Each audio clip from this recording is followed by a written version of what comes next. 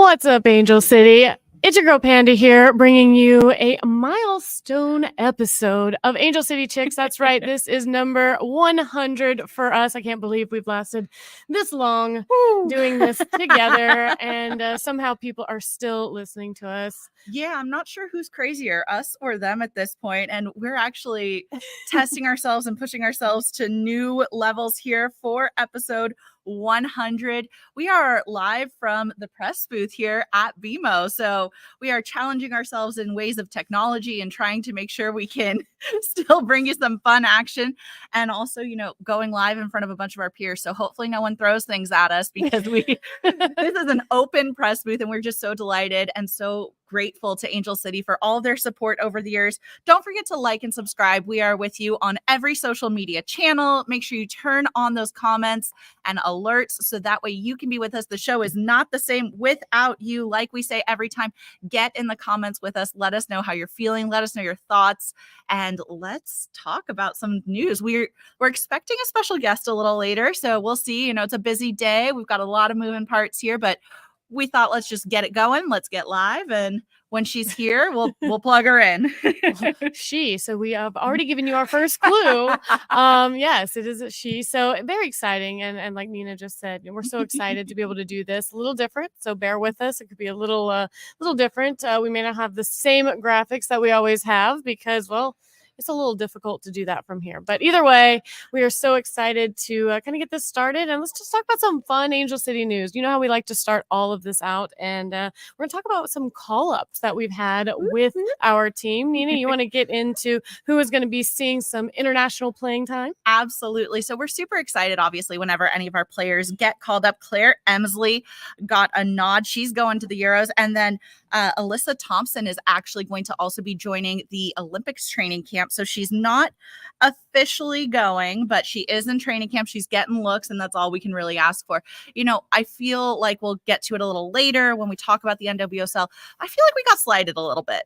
I mean, I think we have a lot of talent on our team, and they definitely deserve to see some international playing time. And but I'm very happy for the ones that did get the call up. And I think in our NWSL news, maybe in a little bit later, we might talk about some of the shade that was thrown towards the a player. Oh yeah, there's a lot of social media presence about this. Yeah, so, a player whose name rhymes with Schmalik Schmorgan. Schmalik Schmorgan, yeah. If you could think about it, put it in the comments, put it in the chat, because there was a lot of people who are like, it's just not the same without her. But at some point you got to move on, and maybe Emma Hayes is seeing something that that maybe all of us can't see, because you can't see the forest for the trees, and maybe she can see something bigger than that. And I can't see anything. So. And Nina can't see anything, but you did make it to the eye doctor.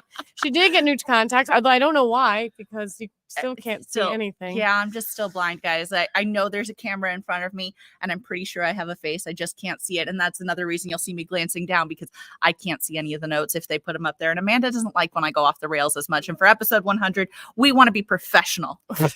We're gonna try to stay on the rails, because we do have a game today, and I'm sure by the time you listen to it, if you're not listening to it live, that game will have already come and gone, and hopefully we'll have a great pod after that to talk to you. But before we get into that, we also have to talk to you about a game that did happen. This happened last week, and this is against our newest member of the NWSL, and what we kind of consider a California rival. For sure. And unfortunately not going the way we wanted with that one. Not the best game for us. Why don't we dive into this one? We were coming into this game hoping to get a little bit of revenge, because if you guys know, the home opener here and Bay FC's first game was against us, and they really spoiled our opener, but they really made their entrance into the league known with that. And we're really hoping to kind of get a little revenge on that, knowing a little bit more about ourselves and how we had been playing. But we were going to see Angel City fall 0-1 on the road to Bay FC by way of a lone goal by Tess Bode. This was the third game of the week for Angel City, and second in the last 4 days. That's a lot of games being played, unfortunately. Some heavy lifting, some tired legs for sure. Yeah, so Angel City is going to start off. They are going to have an early chance in the second minute when Clarice Lebion, she was able to send a ball up the right wing for Giselle Thompson's overlapping run, but Thompson, when she dribbled it into the box, cut past a defender, fired off a shot, far post, but unfortunately went wide. And, at least we're getting some wheels moving. We're getting some shots going, trying to get into some kind of groove very early on. And that's what it takes when you're on the road. You have to come up and you have to try to open the scoring. And, we did have another near miss in the 15th minute when a cross from the right by forward Claire Emsley fell to Emma Vignola, who headed a shot deflected off of Bay FC's defender. Angel City Sydney LaRue, she had a short range header followed up with an attempt, but saves made by Bay FC. And then in the 24th minute, Bay had their first good look of the game. You saw a ball go out wide for defender Savvy King, who crossed it into the box. And, Oshawa, who we talk about a lot, it can be deadly and dangerous. She actually makes a fantastic timed run, but her shot goes high over the crossbar. So I feel like we got lucky on that, because if you leave Oshawa unattended for 2 minutes, she's going to do damage. Yeah, she's been quite a presence here in this league. I know in that first game against us as well, she let us know that she had arrived. Now, we are going to see ACFC put together another look. About the 29th minute, we're going to see Thompson send a pass into the box. Rocky Rodriguez, she made a late run, and then Lebion kind of did a little dummy on the ball, allowing Rodriguez a one-time shot from the edge of the 18, but her shot hit the woodwork.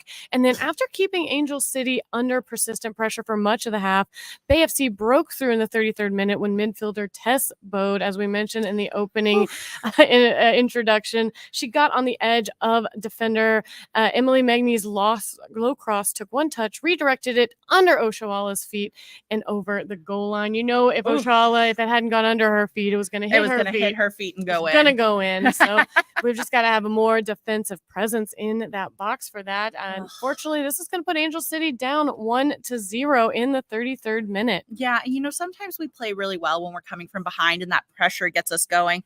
But unfortunately, that's not something we saw in this game. Didi Herachich did keep us in the game a lot. In the 71st minute, she stopped a pair of chances. And, some of those at really close range. I think Didi really excels almost when she's faced in those one-on-one high pressure situations. She's not somebody who's shy about putting her body in the way of the ball, and she's able to block those close range shots. And then a near post off a corner kick, she blocks it on the ground. She takes a second hard shot just a few minutes later. She's holding it down for us as usual. I mean, Didi has been solid in goal. I think we've been very happy with her performance in these last many games that she's been able to start. And again, definitely deserves to be in between those goalposts. Now, Angel City is going to have one more quality chance in the 82nd minute. Alyssa Thompson drove up the left. She beat her two defenders and sent a ball into the run of midfielder Kennedy Fuller just inside the area. Fuller's one-time shot was deflected out. Did earn a corner kick on that, but unfortunately nothing was going to come out of that, and we were shut out in the Bay. I guess we could say this: with her start tonight, Herachich did become the first Angel City player to reach 50 career starts and appearances for the club. So good to see her being a solid veteran for Angel City. Now, let's talk a little bit about these stats. You're such a stats gal. Nina, you love to talk numbers. What do these numbers say to you? You can't see it because, again, we said no graphics on this. You're just getting our beautiful faces and this amazing view behind us for Pride Night as well. We're going to get into that in just a minute, but talk to me about what you think about these stats for Angel City and Bay FC. Yeah, when we look at these stat lines, so Bay FC comes up with 11 shots, 3 on target. Angel City 8 shots, but only 1 on target. Possession just about equal, but we held a little bit more with 59%. Pass accuracy still decent. Fouls. 15 fouls for Bay, 13 fouls for Angel City. Total of 5 yellow cards. So definitely a high pressure, almost chippy game. Lots of energy going into this. Fortunately, no red cards. And, usually we see Angel City coming away with a few more corner kicks and things like that. And I tell you, that to me tells me and paints the picture that we're really attacking. In this case, 8 shots, only 1 on target, and we're getting 4 corners. We weren't putting enough pressure up top, in my opinion. No, absolutely not. And like you said, 1 on target. We've got to get these shots on frame. We've got to make their goalkeeper do the work. We've got to make their defenders scramble and be a little more. If we're sending them wide and not allowing them to, try to work for those saves and those clearances and blocks, then, they don't have anything to do. And so we've got to be a little more precise with our shots. And, just we're not. And none of them found the back of the net. Not the one that was even on target. Not the one we needed. Not the one we needed, And unfortunately. I had such high hopes that we were going to go back and take it to them. I think I'm going to give up on score predictions because every time I do a score prediction, it's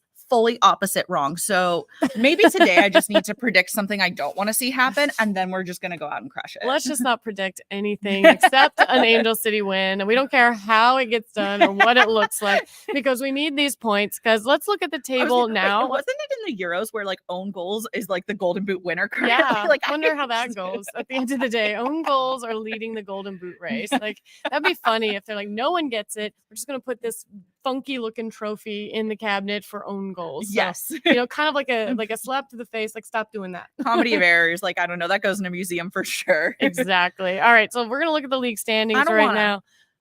I don't want to. We got to look at the standings. I don't think that these are these updated? These were updated as of last week. So we know there have been games happening this weekend, but we usually do this on Thursdays. I didn't want to go live standings. We can look at that in a second. But if we took the screenshot from week 13 with everyone with the same amount of games played, everyone's got 14 across the table.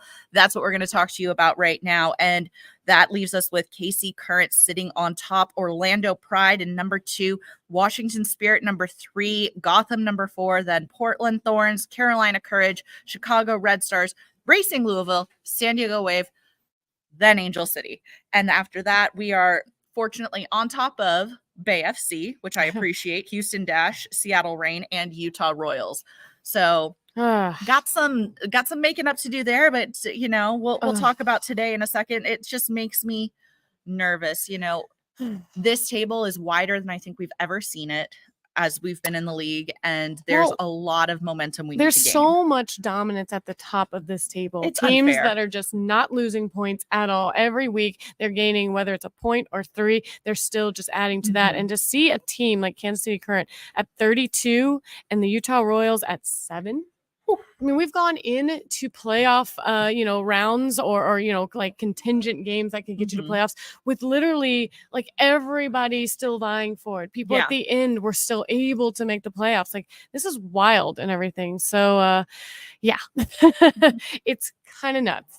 But either way, that is kind of what your table is looking like. And, tonight is a game that we really need to kind of do something with. I think this is a statement game, and it's going to be against a very, very tough opponent, in my opinion. Yeah, let's get into what we're expecting today. So, there's happy and then there's sad, but today we're taking on that number 2 Orlando Pride. They are only in second place because of goal differential. They are 1 goal away from that first place spot, and the last time they played 0 losses. Yeah. They have zero losses. Oh my goodness. Terrifying. But you know what? We have a chance. We do. We have a chance. Every time that we step onto the pitch with another team and that whistle goes off, we have a chance to win. We have a full 90 minutes plus 90 minutes of stoppage to make it happen and get it done with how these things are working out. And we could be the one to hand it to them. We could, but let me go through and tell you why it's going to be kind of a tall task. I mean, first let's start out with the fact that Orlando's last match. I need some Archer Roos. Was Archer Roos sponsor us for this because we need you. Orlando's last match was a 6-0 rout home win over the Utah Royals. They had midfielder Summer Yates and forward Ali Watt had 1 goal each, while forwards Barbara Banda, that name we've seen it way too many times. Banda and Marta, again another name which we said a lot last time we played them. Each notched a brace, so they each had 2 goals apiece. So you've got 4 goal scorers just right there. No NWSL team has ever won a game by more than 6 goals. It's a feat that has been accomplished 4 times before last weekend. 4 times. No game. Only 4. And they set the bar very, very high for what they can do. And they've given us a tall task. Don't you think? Absolutely. It's up to us to play spoiler. And that is a role I do enjoy very much. If no matter what, if I can ruin someone else's day, it's a good day. I mean, I would love to hand them a loss. We'd be their first one. And that would be amazing. I would love that. And that puts the fear of us into everyone else. So you can't underestimate the need for momentum in this. And, maybe we take a page out of LA Galaxy's book and we just foul somebody really hard in the 20th minute and their leading goal scorer will have to leave. Sounds like a great tactic. We should definitely jump on board It with worked that. for Galaxy and RSL, so Just pummel the poop out of them, and then like, sorry, but it wasn't even a yellow or a red But one. here's They the did it. We thing. can get this. But here's the thing. I mean, we'll talk about her in just a minute. But when you've got 4 people scoring in one game and 2 with the brace, like, who are you going to even target at that point? Marta.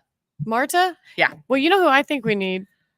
We need to target Banda, because Mm. this team has been turned around since last year. You know, they Yeah. had a rough season last year, and you know, they were saying that their turnaround has largely been thanks to the addition of the league's co-leading scorer and one of the most electric players in recent memory.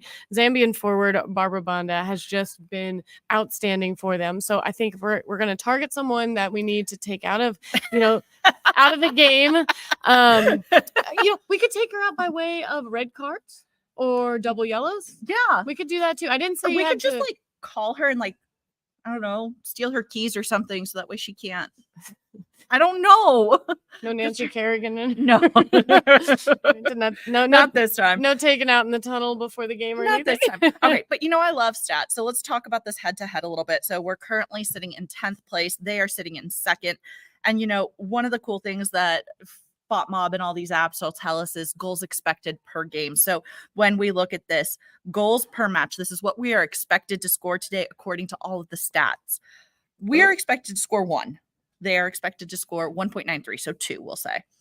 But they're only expected to concede 3 quarters. So they're conceding. It's because it's stats. Nothing is ever perfect, people. They're just weird like that. Like, how do I concede a third, 3/4 of a Angel ball? City is expected to concede 1.5. So it's because you always go in the middle, the way stats work out. So this makes me nervous because we're expected to concede more than we're expected to score, which is not a good look for us. No. And And the fact that we've lost 7 and they've lost 0. I do think, though, that there is a good chance we're going to need to get something to like build the momentum right away, whether it's coming out super physical or, you know, coming out and scoring. Mhm. But there needs to be a moment. There needs to be like a 15-minute really hard push. And I don't necessarily think it's the first 15 minutes. Maybe it's like 5 minutes in. We're going to sit back and give you 5 minutes, and then we're going to go. And we're going to give our 15 minutes at the best. I said it on Soccer in 60. I do think this match is going to be about the subs. I think you're going to have to play a very strong physical game. I think you're going to have to go really hard, and whoever's subs can come out and perform the best. I think that's where it's going to be won today. Well, I do think we have a lot of depth on our bench. I really do think so. I mean, we've got a lot of great players that a lot of times I look at the bench and I'm wondering why they're not starting. Yeah. And then they might start, and then I'm looking at the bench the next game going, wait, why aren't they starting? Because you can't start, 22 people or whatever. It'd be a little So awkward. we do have a lot of different threats coming from different areas. I think Claire Emsley needs to be on her game today. She needs to find the back of the net. Her and Alyssa, they linked up so well in those last few games. We saw that, and Alyssa's been great with her assists. It'd be really great if she could get one of her own, though. It would be I fantastic. would love to see her get one of her own. I would die for this. I mean, I think in order to win today, we definitely need more than one goal scorer. We need more than one. Absolutely. So let's get it on the table. Let's try and get it in early, and then let's take halftime to re-energize. I don't know. Whatever we can do. Starbucks has a new energy drink I hear is really good. Well, it's Pride Night tonight here in the stadium. If you can see behind us, we can see the fun little fan we got out at Fan Fest, and then there's also on the screen we've got the big bubble arch out there with the balloons. It's beautiful. So I think one thing that's going to help us in this game is the crowd support at the end of the day. I think it's going to be a raucous crowd. It's 4:30. It's it's a great time for the game. It's not going to be like peak hotness. It's also not going to be super late for people that work tomorrow. So I think people are going to show up. I know I've got some friends coming to this game today as well. So super excited to see them. And it's my dad's birthday. And it's Nina's dad's birthday. So what better for Angel City to do than to win for your father? He would appreciate that. And he'll be in Founders Club with us later. So Yes. we're definitely going to be celebrating and having a good time at the match. But you know who else is going to be celebrating if some things happen today? Who is that, Nina? Sydney LaRue, currently with 149 regular season appearances. If she plays today, which we're pretty sure she's going to be 150, number 150. So we're celebrating episode 100. She's going to be celebrating 150 regular season appearances. Fantastic. And then Rocky Rodriguez, if she gets any minutes today, she's currently at 9,991 minutes played. Oof. So she just needs another 9 and she hits 10,000 regular season minutes. Wow. Seems like a lot of minutes. Do some math. How many games is that? If it's not, I mean, these games have always been a little longer than 90 minutes, but what is that kind of 111 games. 111 games. A little more than that's that. What that is. All right. Love that. All right. Well, so look for both of them. I'm sure they're going to get some minutes on the pitch tonight, mainly because we need them both, especially to show up at this game and put in some good work for Do sure. something. Right. I know. I need my little stick meme. Like we got to poke them all and be like, all right, come on, let's do it. We saw Becky tweet as we were walking in today, rolling in. Yes. So one, we know she's here. So that's good. But secondly, super, hopefully we gave her some good vibes, like we're here, we're Yeah, supporting. we stood in front of her car, so I dropped something like an idiot because why wouldn't I? Got nervous, it was just in the middle of the road. It was no big deal. Nervous. I don't know what to say. But either way, tonight is going to be a fun game. I hope that if you were listening to this, you're on your way to the game right now and you're here to see what's going on here, because Pride Night is always so much fun. They always have so much going on. They always have such great performances, and they always have like just the rainbow colored theme in general. I'm pretty sure it's a saxophone doing the anthem today. Did you hear practice? Did you hear something practicing? They put it on the Instagrams. I know Panda's been on vacation. She's been like living her best life. So yes, I did. I was on vacation. I was on the East Coast where they apparently breed humidity for a living. And so I just came back yesterday from South Carolina, and it was so much fun. I mean, nice little vacay away. Oh, yeah. But I will say this. There's a couple things about vacation, like one, like the jet lag coming back. Oh, yeah. And just trying to get back into all that. But when you go on a vacation to a beach, there is sand in everything right now. And we everything. Hate sand. All right. Like I went to moisturize my face, and it also served as an exfoliated too. I was like, a little added bonus. I now have South Carolina sand in my moisturizer. So happy about that. I hate sand. Okay. I'm just going to put it out there, but we did a good time. I mean, I did it for the kids. I mean, there were 8 kids between the ages of 18 months and 12 years old. And your husband went too. He was part of that. I was doing mental age, guys, mental age. But no, lots of fun. And I had a lot of fun and enjoyed it and got to ride some waves, which I think segues into our next little topic when I talk about NWSL news. Yeah, let's go around the league and some crazy things happening here. A couple change-ups. So Bay FC's general manager actually resigned, which is abrupt. Like I hope everything's okay there, but they're not doing poorly. They're above us now with their last performance that we talked about on the table. We haven't recapped, but they I think they're now above us on the table. And for a franchise coming out and being, I think in playoff contention, you wouldn't think that there would be any moves going on, but it feels personal. It feels like there's something personal maybe going on. So obviously we don't have any reason to delve into it. One, it's not our club, so whatever. But still, you always have to wonder what's going on when someone resigns, because they all felt a little like taken aback. It felt like with the announcements. Shocked. So I don't know. Other shocking news, San Diego Wave fired Casey Stoney. Coach of San Diego Wave is out. And that to me is shocking. Wild. I mean, they've had such a good run up until this season. But maybe that's it.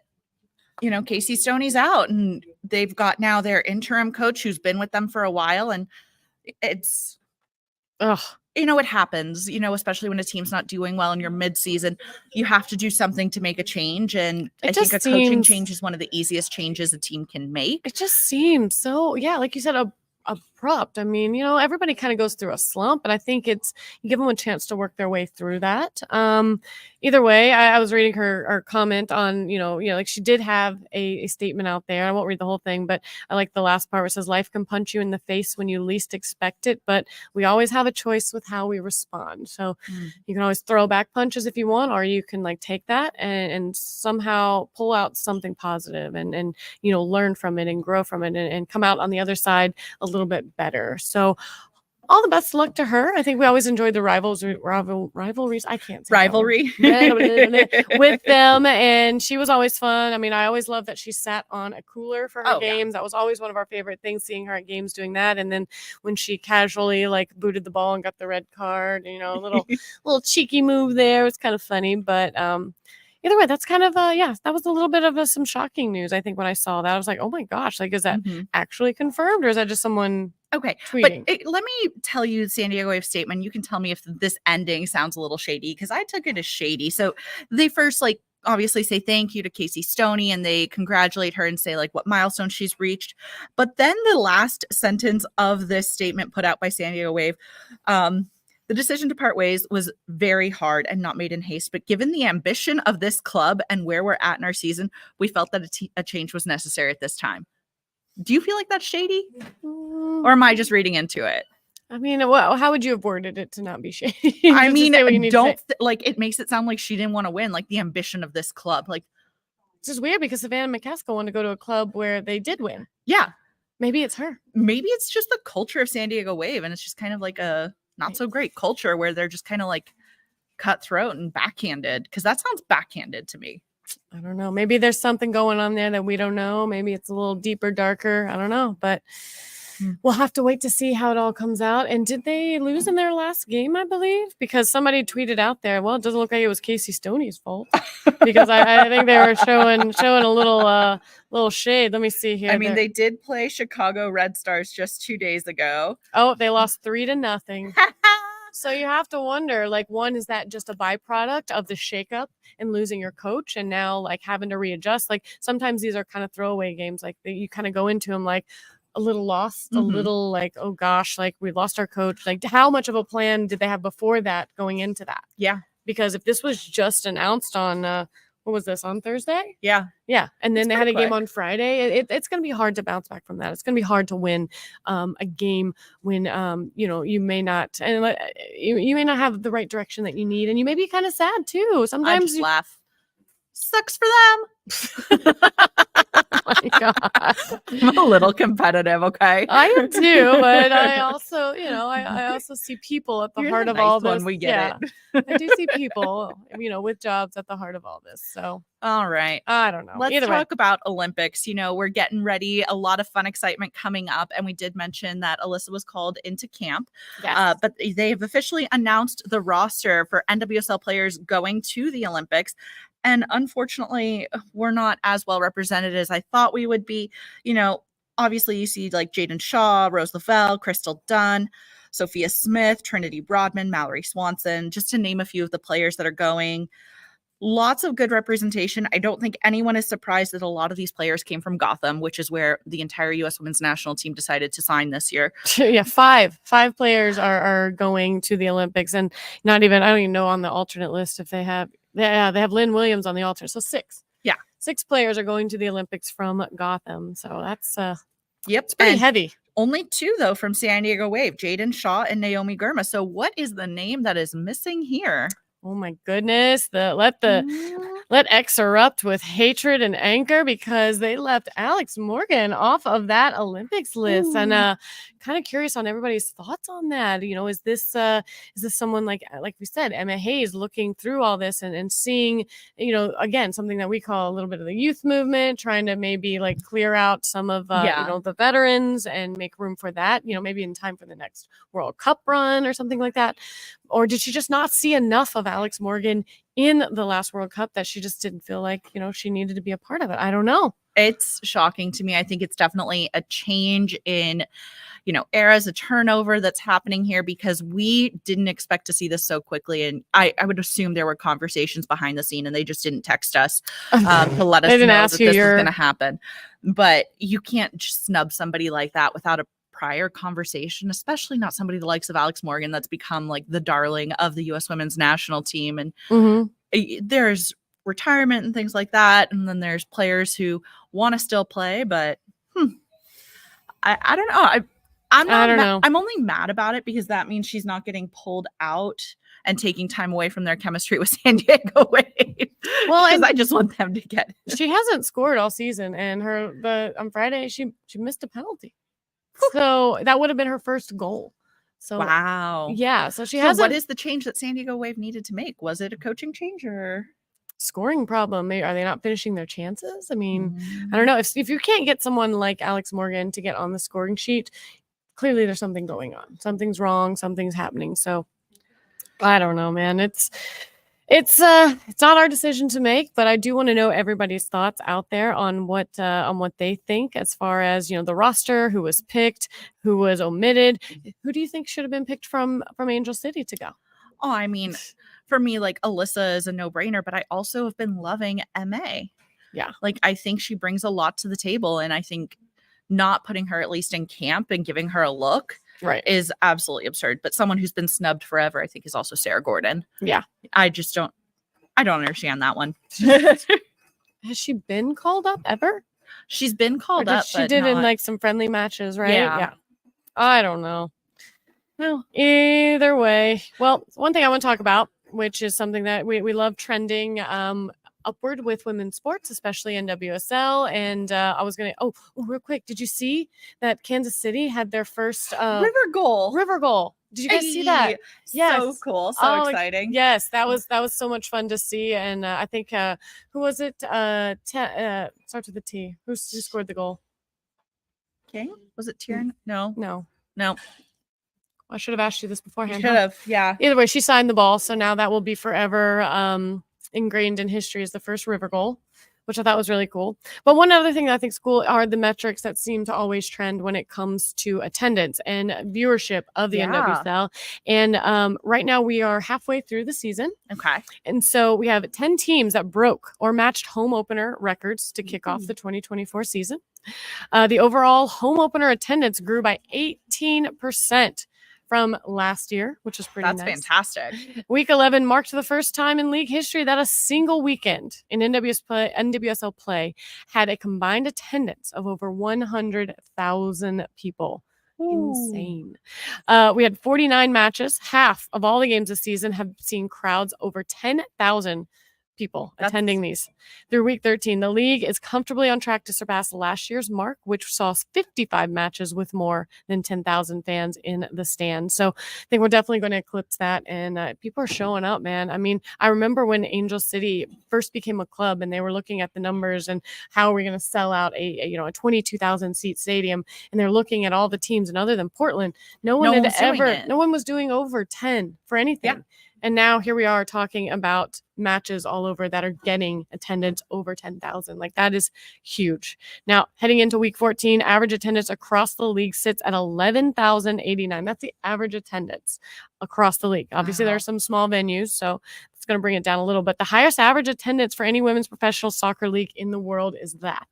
We've set the record for that. So we're not just talking about U.S. We're not just talking about, U.S. women's soccer. We're not talking about just individual team. We're talking about in the world. It's That's absolutely insane. fantastic. The sport is growing at such an amazing rate, and it's thanks to the investment and people willing to put in the time and put in the work here. So I love to see it. I think we're going to have another sellout today. It's going to be a fun game. The environment here is, absolutely incredible. And, we did get a little insider tip here for today's game. There may or may not be a TIFO. Yep, yeah, we always love it when there's a TIFO. Yeah, may or may not. I mean, you never know. You have to show up or watch it on TV to figure that out because, they're always really cool to see. I love the TIFOs they do, the hard work that they put into these. They always are just, so good and far better than anything that I could ever conjure up or execute. That's for sure. Yeah. So, yeah. So I do have one question for you, though, because as we celebrate episode 100, and we've been doing this now for a minute, I can go first if you need a moment to think, but do you have a favorite episode or memory of us doing this together? Tell me all the things you love about me. Let's see. There's a lot. I mean, we had a lot of moments. I mean, we had 100 of these. I mean, the first 20 or so were very random and very much, NWSL covered and stuff. So we didn't get into these until a little later. But for me, my favorite, this wasn't even an Angel City episode. Was it a center mid chick? It was center mid when we first started, when I experienced my first earthquake. That's during true. an episode. So back in, it was July. Yeah. It was right around July 4th. We were recording an episode and all of a sudden we had an earthquake and we were live on the air. And I was like, what the heck was that? And we're like, that was an earthquake. I was like, did I just experience my first LA earthquake live on the air? Yes. Like, what the heck? Like, that is wild. So anyways, Aw. well then I guess you clearly have thought about it because you asked the question. You can't ask a question without having an answer already. Yeah, I did think about it. Yeah. So I think my favorite moment so far has been when, even before we were doing a lot of these episodes, we did the Booze and Bites series on Instagram.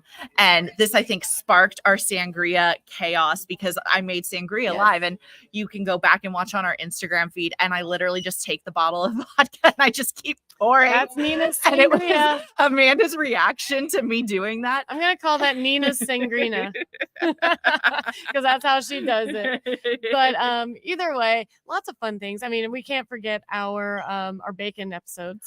Oh, the bacon. Oven bacon versus skillet bacon, and, Oh my and gosh. the pros and cons and all that. So, And with that, we have to shout out Mario, who's also kept that alive. But unfortunately, Mario is joining the dark side on me, and he's been convinced that oven bacon is better, and we're just not even friends anymore.